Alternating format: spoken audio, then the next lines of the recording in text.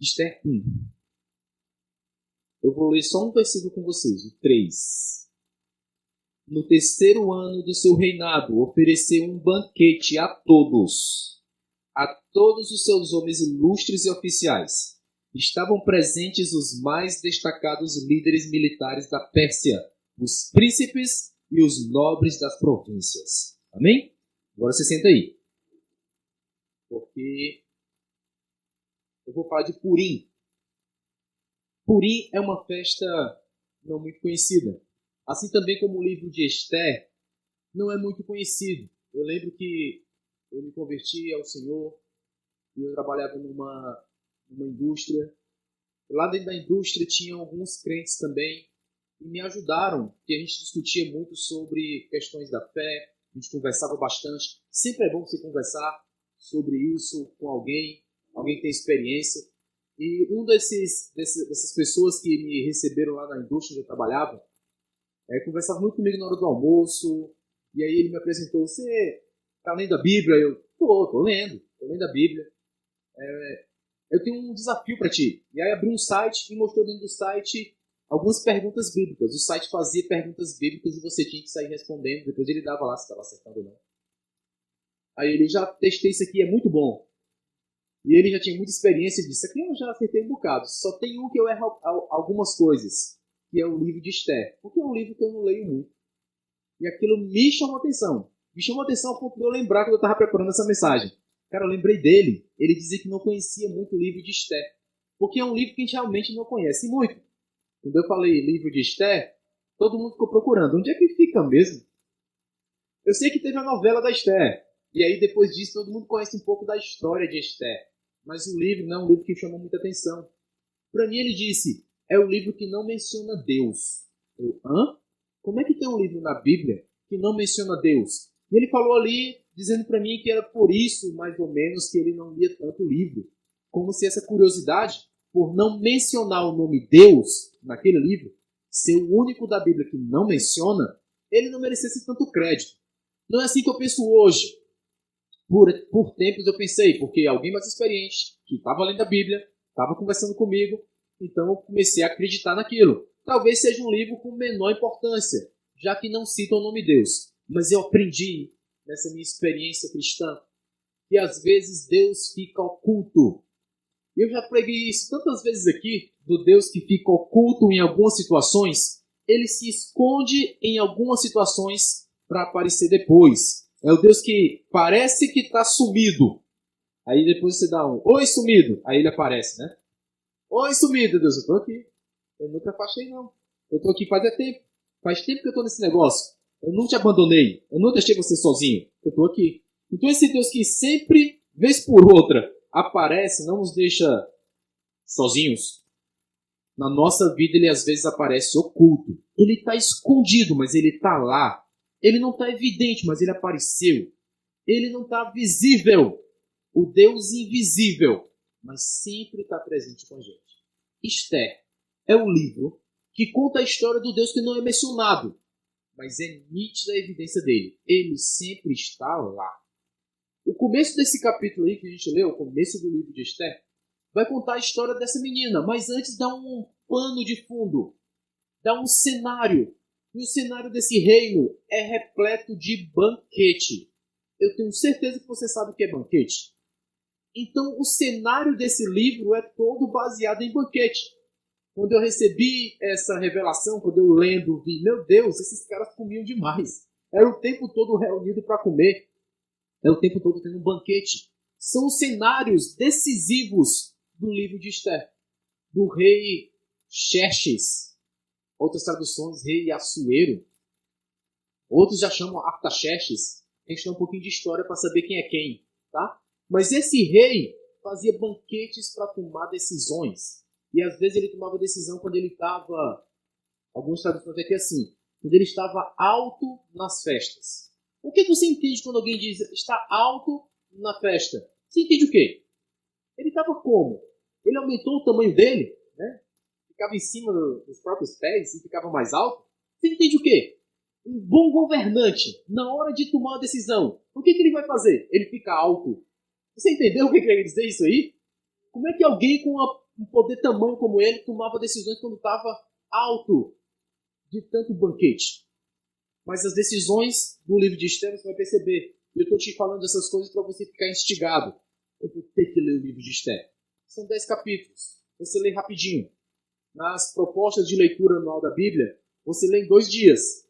Mas vamos lá, sendo sincero, 10 capítulos, você lê numa tacada só. Você conhece a história de Esther rapidinho. Termina antes da novela. Antes da novela terminar, você já sabe o que vai acontecer na sinopse, né? Porque está tudo lá. Então Esther é um livro interessantíssimo. Mas nos banquetes se tomavam decisão. Decisões às vezes perturbadoras. Decisões às vezes que não valia a pena. Esther dava o tom até da libertação dela em um banquete também. Ela usou a mesma estratégia. Já que vocês tomam decisões importantes em banquetes, eu vou dar um banquete para tomar uma decisão importante. E a decisão onde mostra que Deus sempre está com os seus filhos. Esther nos ensina isso. Ela vai estabelecer para cada um de nós uma ideia de mesmo que parece que Deus não está aqui, parece que Deus não está percebendo, Ele vai e muda a nossa sorte. Porque a festa relacionada é chamada Purim. Purim, a palavra hebraica, então, Purim, como termina esse M aí, IM, é um plural, então significa sortes.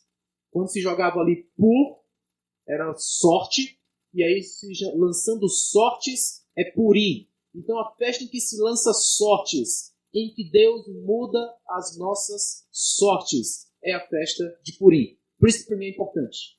É importante eu perceber que Deus, mesmo quando Ele está invisível na situação, Ele muda a nossa sorte. No caso de Esther e de toda a sua geração, foi uma mudança de sorte em termos de nação e em termos de morte. Saindo da sorte da morte para a sorte da vida. Qual era a sorte aí? Era a mudança de morte trazendo para a vida. Era muito importante. Era muito sério. Sai do decreto de morte e entra no decreto de vida. E Deus apareceu ali numa defesa linda do seu povo. Não estava aparecendo, não é mencionado o nome dele.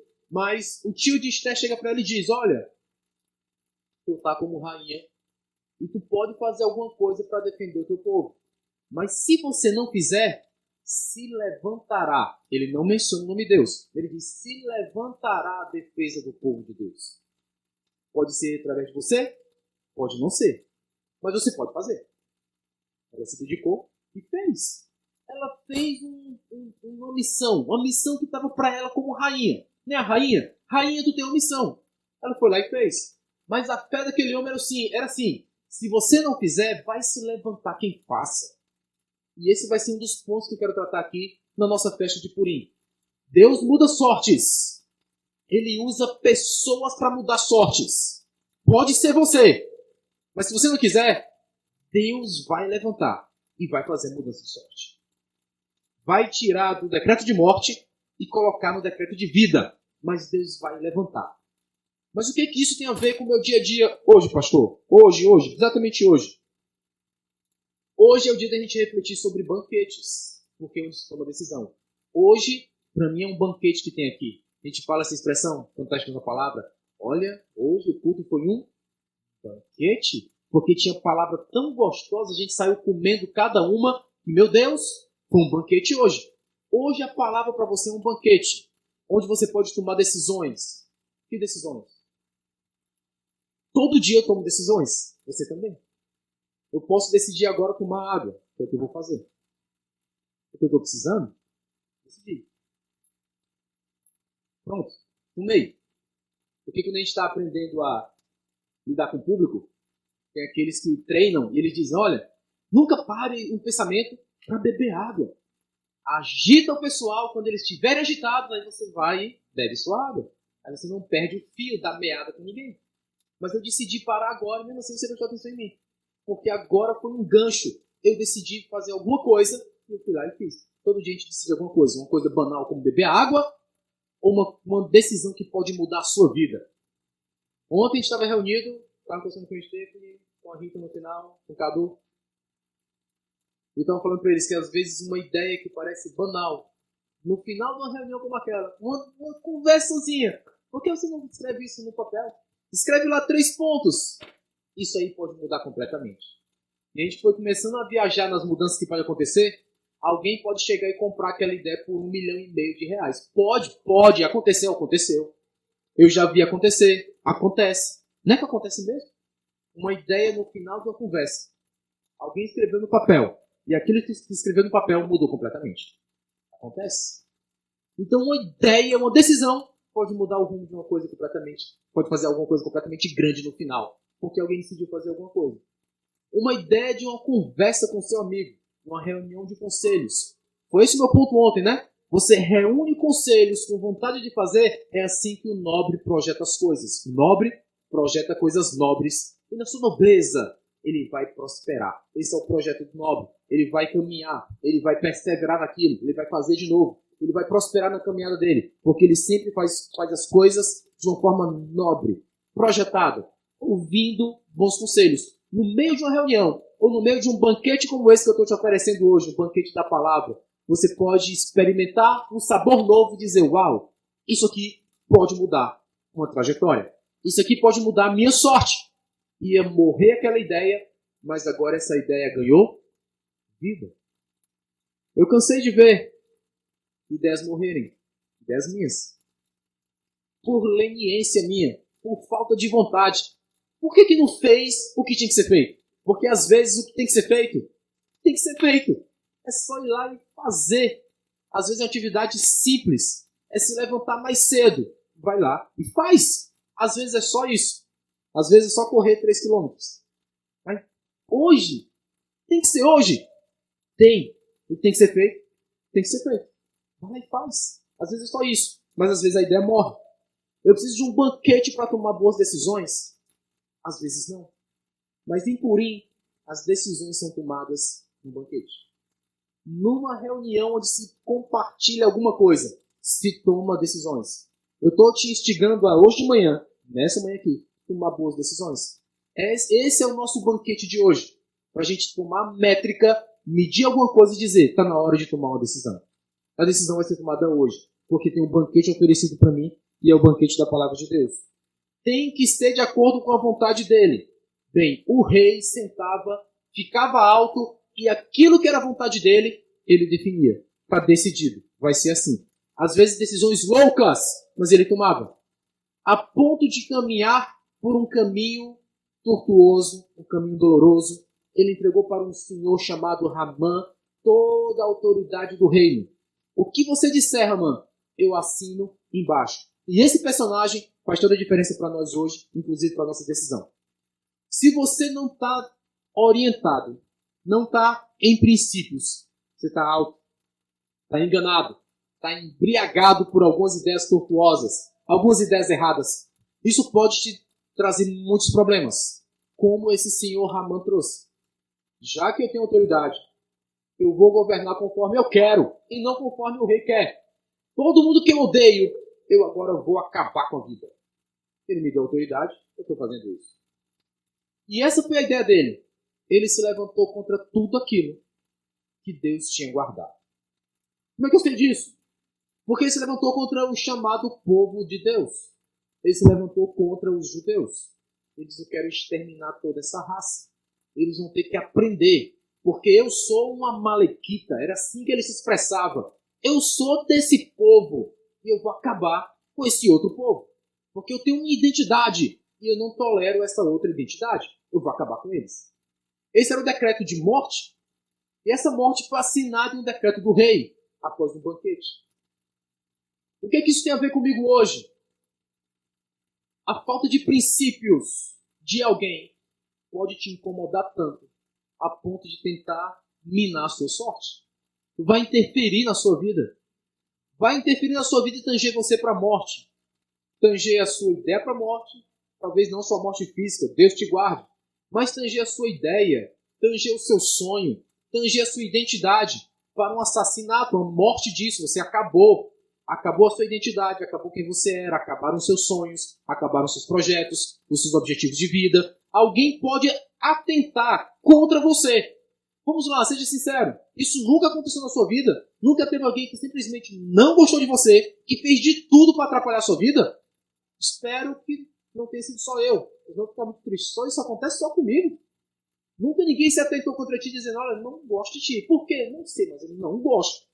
Nunca aconteceu com você? Ah, acho que foi só comigo mesmo, então. Porque, pelo amor de Deus, como tem isso, gente? A gente se depara do nada com alguém que simplesmente detesta a gente só porque a gente é a gente. Só porque você é você. E foi essa a ideia de Ramã. Ele chegou, mas ele tem uma identidade. Ramã, ele tem uma identidade na Bíblia. Uma identidade revelada. Uma identidade daquele que se levanta contra tudo que representa Deus. Contra a personalidade de Deus. Contra os princípios de Deus. Contra a identidade de Deus. E contra todo aquele que se reconhece como sendo parte de qualquer coisa que signifique Deus. Então Ramã em si, ele é um personagem, mas ele é uma representação. Ele representa tudo aquilo que vai contra a Deus. E agora eu quero que você abra a sua Bíblia na carta que o apóstolo Paulo escreveu aos seus discípulos de Tessalônica. A segunda epístola aos Tessalonicenses, no capítulo 2. Eu preciso ler isso com você para você entender o meu ponto. O versículo 3 diz assim: ninguém de nenhum modo vos engane, porque isto não acontecerá sem que primeiro venha a apostasia e seja revelado o homem da iniquidade, o filho da perdição, o qual se opõe e se levanta contra tudo que se chama Deus, ou é objeto de culto, a ponto de se assentar-se no santuário de Deus, ostentando-se como se fosse o próprio Deus. E essa identidade? Essa identidade do homem da iniquidade. O homem da iniquidade é uma expressão. Essa expressão eu quero que você conheça com profundidade, para você saber como enfrentar. O homem da iniquidade é aquele que se opõe a tudo que se chama revelação de Deus. Ele que se opõe ao Senhor. Ele se opõe ao Deus de Israel. Ele se opõe ao Senhor e Salvador das nossas almas. Ele vai contra isso. E se você se revela como seguidor dele, ele vai se opor contra você.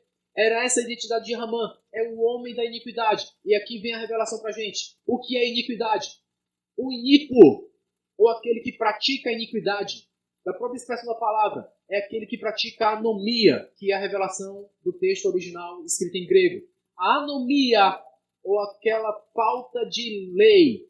Então, falta das balizas, falta do princípio. Então, quem pratica a iniquidade é aquele que abomina qualquer ordem, qualquer lei, qualquer princípio, qualquer balizamento, qualquer estatuto. Ele é contrário a tudo isso. Então é por isso que ele é contrário a Deus. O que Deus faz com a gente? Ele nos dá balizas. Ele nos dá os princípios. Ele diz, olha a noção do que é certo, olha a noção do que é errado. Olha só quando você acerta, olha só quando você erra. E o conceito de errar o alvo, pecado. Então, o senso de pecado que nós temos vem dos princípios que o Senhor semeou no nosso coração, está na nossa vida. Nós reconhecemos, nós sabemos. O iníquo, ele vai contra isso. É anomia. Eu não quero lei nenhuma. Eu não quero seguir nada que signifique obediência. Então ele vai contra tudo aquilo que significa Deus e contra todos aqueles que estão ligados, conectados, relacionados a ele. Então ele vai contra você. Aquele que se levantou contra você é aquele que não aguenta, ele não tolera a tua obediência a princípios. Ele vai contra. Tente explicar, não consegue. Eu já vi gente tentar explicar por vários vieses. Como é que essa pessoa detesta essa e persegue? Não tem explicação. É a anomia, irmão. É o princípio, é a raiz da iniquidade. Eu não quero ordem nenhuma na minha vida. E por que você fica ordenado? Por que você fica balizado? Por que tu quer fazer tudo certinho? Você nunca fez essa pergunta? Por que tem que ser tudo certinho na tua vida? Porque eu tenho balizas, eu tenho freios, eu tenho contrapesos, eu tenho princípios que eu devo seguir. A minha aliança, a minha escolha, eu escolhi isso. Eu ando assim. Então eu sou pela anomia e não pela anomia. Eu sou pelas regras de Deus. Eu as sigo. O que vai atrás dessa anomia, ele age baseado em quê, gente? Se não tem princípio nenhum para ele. Ele não tem ordem nenhuma. Ele pode fazer qualquer coisa e ele vai fazer qualquer coisa contra você. Essa é a identidade de Amã. A identidade de Amã agora está sendo dada para a gente. E isso você tem que começar a treinar. Treina você mesmo primeiro. Você tem que ter base. treine seus filhos. As minhas filhas, filho pega rápido, porque ele pega por repetição. A gente demora mais, a gente repete tanto até que você pega. Tem coisas que eu estou falando aqui repetidamente, já faz tempo. Eu estou falando sobre fechar um ciclo e começar outro. Lembra? Estou falando disso? Estou falando disso? Um tempão. Que é para na repetição a gente pegar. Olha, tem ciclos que terminam e começam outros. Eu não posso ficar preso no mesmo ciclo. Fica um ciclo vicioso. Não te leva a canto nenhum. Tem que mudar de ciclo. Tem que ciclar. E de um para outro. Eu estou falando disso o tempo todo. Todo ano eu falo das festas todas. Todas as festas. Eu duvido se você não consegue conversar sobre festa bíblica com alguém. De tanto você ouve a repetição. Você sabe. Eu sei como é que comemora a Páscoa. Eu sei. Como é que comemora a Páscoa, gente? A gente comemora a Páscoa comendo o quê? De tanto que você ouviu, você já sabe. Por exemplo, semana que vem é Páscoa. É? É Páscoa ou não é? De acordo com a Bíblia é o quê? Então a gente sabe, a gente ouviu. Tem o dia da Páscoa, tem a contagem da Páscoa, de acordo com a festa. Se você não sabe, tem um livro lá na Amazon tem o meu livro. Você vai saber as festas bíblicas. Você conta as festas de acordo com o que Deus estabeleceu. Aí vai ter a celebração da festa adequadamente. Então tem tudo que você pode aprender com repetição. Nossos filhos aprendem. Estava falando com o Azaf, ele está assistindo a Patrulha Canina. A Patrulha Canina fica ajudando todo mundo. Aí o menino enche a mente dele daquela repetição. Parece que ele gosta e quer de novo, né? Bota de novo. Mesmo episódio. De novo. Porque ele vai aprendendo. O pastor Aratus me chamou a atenção para isso. Eles ficam pedindo para repetir o tempo todo, porque eles gostam daquele aprendizado repetido. Aí a Patrulha Canina vai e salva o dia. A Patrulha Canina salvou o dia. Imagina só a criança crescer com isso na mente. Os amigos se unem para salvar o dia. É o cara que vai ter esse princípio no coração. Ele vai ser um garoto dizendo, a gente tem que salvar o dia. Vamos se unir aqui, vamos salvar o dia, gente. Ele talvez nem lembre da Patrulha Canina, mas ele lembra como é bom os amigos estarem juntos para salvar o dia. As minhas filhas assistem Monstros S.A. Quantas vezes por semana? Eu não digo que elas assistiram, elas assistem, porque eu tempo todo assistindo. Elas decoram as falas. Está ouvindo isso? Ó? São os ventos da mudança. A gente fica brincando lá em casa. Os ventos da mudança. Para quem está falando de ciclo o tempo todo. Vocês acham que significa o quê? Então essas meninas começam a ter, rapaz, quando os ventos da mudança chegam, o mocinho vai se dar bem. Né? E o bad guy, né? Como é que chama? O antagonista, o vilão, vai se dar mal. Né? Mas o mocinho vai se dar bem. Elas vão enchendo isso delas. Quanto mais elas têm isso, mais repetido, vê de novo, mais a moral da história vai interessar. Eles vão pegar, vão aprender e vão compreender a moral da história. Então a gente tem que ser igual. Por isso que todo domingo a gente está aqui, repetindo. É só isso, pastor? Canta um pouquinho, depois prega a palavra? Ora, é só isso? É. Mas nessa repetição, meu amigo, vai mudando você, vai acrescentando na sua vida, vai chegando coisas novas, as bases vão se firmando e você não fica sem a lei de Deus na sua vida, sem os princípios de Deus na sua vida. Você não fica um iníquo, anomia. Sai de perto da Amalequita, sai de perto de Amã, que você fique estabelecido. Essa é a minha intenção hoje aqui com vocês. Que a gente firme bases aqui e não saia dos princípios. Não perca a oportunidade de mostrar que você é do princípio. Não dá para corromper você. Graças a Deus, dá. Porque você tem recebido o banquete do princípio sempre. Todo dia. Todo dia. Do nada, chega-se a Esther a ideia. Por que você não pede para o rei anular o decreto de morte? Se não for você, vai ser levantada a salvação. Ela se coloca no caminho e diz, eu vou fazer. Então. Ore por mim, jejue por mim, que eu vou na presença do rei.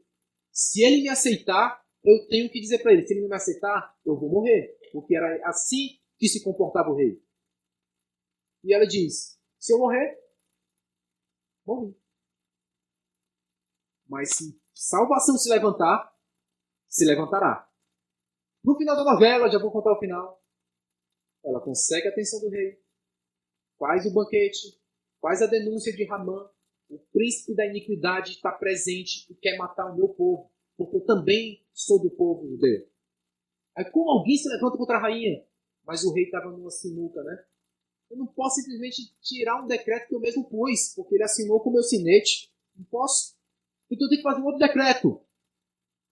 O dia do massacre está marcado, tudo bem. Mas o povo de Deus pode se defender. Esse é o novo decreto. Agora vocês estão na mão de vocês mesmos. E não é que aquele povo, que não tinha arma nem nada, era inclusive a minoria. Não é que eles venceram? E ficaram vivos. E foi chegando a notícia. Ora, em todas as províncias, eles estão ganhando. Eles estão vivos. Um grande livramento de morte veio sobre esse povo. Você tem certeza que no livro de Esther, Deus não aparece? Como é que um negócio como esse se reveste dessa forma e não aparece Deus no livro de Esther? Para mim, ele está aqui o tempo todo. Aquela expressão, sabe? Do nada, deu certo. Como pode? Como é que do nada reverteu uma situação que estava ruim na tua vida? Do nada, deu certo. Eu já passei por situações que eu parei lá na mesa, a situação estava na mesa, eu parei na mesa, botei as duas mãos na cabeça mesmo. Deus, como é que eu vou resolver isso? Não sei se foi só comigo, ou se você já passou por algo igual. Mas não é que a gente está aqui, ó. Resolveu, passou, saiu da enrascada, saiu da sinuca, né? Saiu, tá aqui. Se acontecer uma vez, acontece de novo. E se acontecer de novo? Acontece de novo. Quando eu li aqui Tessalonicenses para vocês, Paulo estava falando, sabe de quê? Estava falando do último dia, conhecido como o dia do Senhor. O dia que Deus vem, ele vem com tudo. É a segunda vinda. Ele vem para acabar. Ele vem para dar solução. Ele vem para fazer a pena de morte acontecer. Ele vem para dizer é e é. Né? Ele vem para dizer quem é o meu povo. Ele vem dar livramento. Igual como ele fez com Amã. Igual como a festa de Purim. Quem conhece a festa de Purim sabe o que vai acontecer no último dia. Que foi o que Paulo escreveu. Eu tenho meia certeza de que Paulo estava falando aqui da festa de Purim. Porque, pelo que eu entendo da Bíblia, aquele último dia vai ser celebrado o dia do livramento. E alguns rabinos, sacerdotes de Israel, dizem é a celebração da festa de Purim que Deus vem fazer com a gente. Ele vem fazer a celebração da festa de Purim com o seu povo, dizendo, eu livrei vocês do homem da iniquidade. Não é o homem da iniquidade que ele está falando aí? Daquele que não tem princípios, daquele que vai se sentar no trono de Deus, se achando, aqui na terra, né? Ele se acha. Ele vai dizer, ué, aquele que é a personificação do que a gente chama anticristo. Ele vai vir, mas quando esse homem da iniquidade for derrotado, que foi o que aconteceu com Amã, aí o povo de Deus vai celebrar. Obrigado, porque o Senhor mudou a nossa sorte. Purim. Por isso que eu acredito nesses caras, já estão certos. Rapaz, naquele dia do Senhor, quem é do Senhor, quem não é da iniquidade, vai ser separado para comemorar. Vocês estão livres para se defenderem. Se defendam. Vai ter uma guerra. Armagedon. A gente estava lá naquele pico, né? Lá em Israel, quando a gente foi. Eu quero muito que você vá também. Já tem passaporte, já todo mundo tem. O menino também, né? Faz tempo que eu falo disso também, né? A repetição, até que um dia vai ter a foto. Pastor, tirando o passaporte. Vocês vão a Israel. A gente estava lá em Aratusa, em cima do monte, e a gente viu o Vale do Armagedon. A Bíblia diz que é lá, né? Ducília estava lá, né, Ducília? Estava lá, Armagedon. Gente, esse aqui é o Vale do Armagedon. Eu gravei um videozinho e mandei para o grupo da igreja. Olha, é aqui que vai acontecer. É aqui que vai acontecer. A Bíblia diz que vai ser lá, então vai ser lá. No Vale do Armagedon, dá para ver, em cima do Monte Carmelo. Você vê o vale todinho. É aqui que vai ser. Então a luta vai ter uma luta. Então o povo de Deus vai estar liberado. Podem lutar. Porque o general de você está dizendo, pode lutar. Vocês estão livres. Está o decreto. E no final ele vai dar a vitória para o seu povo. Ele vai celebrar Purim. Deus mudou a nossa sorte. Ai, vai ser muito lindo esse dia. Porque a partir dali a gente vai poder atravessar a parede, né, pastora? Vai poder atravessar a parede. Né? Corpos glorificados, então você pode atravessar a parede.